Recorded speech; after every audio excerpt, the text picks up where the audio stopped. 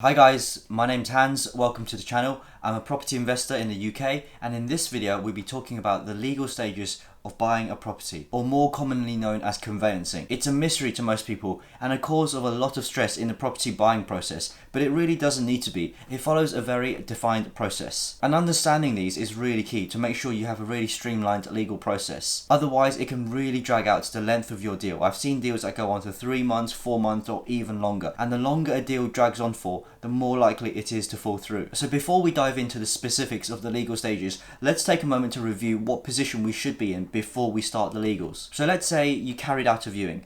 Everything goes well, you really like the property, and you make an offer to the estate agent. Your offer gets accepted, so happy days, we're good to go on legals, right? Well, not so soon. This was a mistake I actually made on my very first investment property. I got offered an investment property, which was a 2-bed apartment in Liverpool, by a sourcing company that was based in Essex, over 200 miles away. Companies selling properties that aren't local isn't unheard of, but it should have been my first sign to be extra diligent in the research process. So fast forward a couple of weeks, I'm in Liverpool, I carry out the viewing of the apartment, which was on the outskirts of Liverpool. It was a nice tidy flat that was on offer for £130,000. Now at the time I didn't know too much about the local area. I had a look on Rightmove and it seemed to be roughly in the same ballpark as other similar apartments. Now compared to the southeast of England where I was living, the prices looked like bargains. So I made an offer which got accepted and I immediately started legals. A few weeks later, in parallel to the legals, which were well underway by this point, the mortgage valuation report came back and a property valuation came back showing the property was only worth 75,000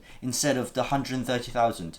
So not much more than half. Now, notwithstanding the fact that I'm not able to get the level of funding I had initially planned, there was no way I was overpaying that much for a property. So to cut a long story short, after a lot of arguing with the estate agent, I decided to pull out of the offer and managed to get my deposit back. However, with the legals, since the work had already been carried out and my solicitor had already spent money on searches and things like this, I was not able to recover the funds. So I lost about £1,500 in fees, which is a lot of money and really hurt and was demotivating, especially starting out. So the moral of the story, unless you're very confident that the valuation won't pull up any surprises, wait for the valuation report to come back before you start your legals. Another small tip is, when you're looking for a solicitor, there's no need to restrict yourself with solicitors in your direct local area. If you wanted to, you can do the entire process remotely. There are solicitors and brokers I've worked with for years and years that I've never even met in person. So if you get a really strong recommendation from someone you trust, and the only thing holding you back is the area, just go ahead, don't let that stop you. Okay, so on to the legal process itself.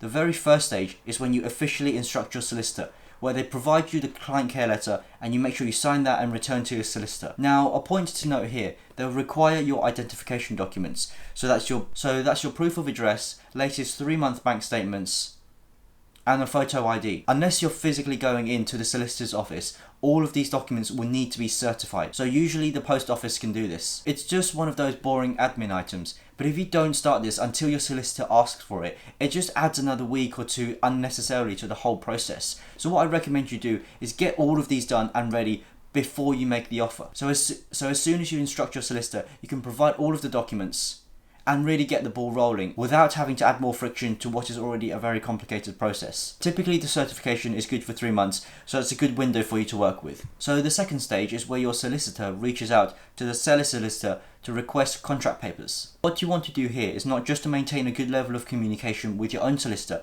but with the estate agent.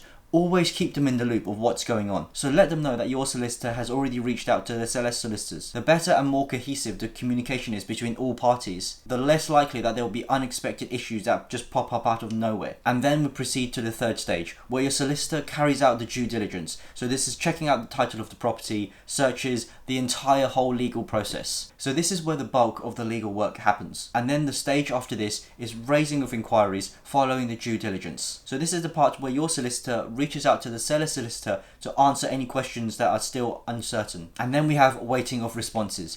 For me, this is the most painful part. It's a part where you have the least control over. But even so, like the rest of the entire process, you should never leave things for weeks on end, assuming things are actually happening. Follow up with your solicitor at least weekly, so the two of you are on the same page, so that there's nothing outstanding on your end. One of the most annoying situations is where both parties think they're waiting on each other, and nothing's being done. It's such a silly situation, and it happens so much more than it should, and it's so easy to avoid. If you're confident you've got everything sorted on your end, and you're literally just waiting for the seller solicitor, and things seem to be dragging out for too long, Don't be shy to contact the estate agent. It's in their interest for the deal to conclude as soon as possible too, and sometimes a message coming from the estate agent can carry more weight than coming from you. So once you and your solicitor has heard back, your solicitor will report to client, which is a summary of all the findings and a final sanity check. If you're okay with all of this, we can proceed to exchange of contracts. Now, take note, only at this stage is it legally binding. We've talked a lot, but at any stage before this, either party could have pulled out with no legal repercussions. If that sounds kind of silly and backwards, I completely agree with you. The legal procedure for buying property in England is so outdated, and it's not like we need to do something unprecedented to fix it too. I don't know why we don't just learn more from the Scottish system,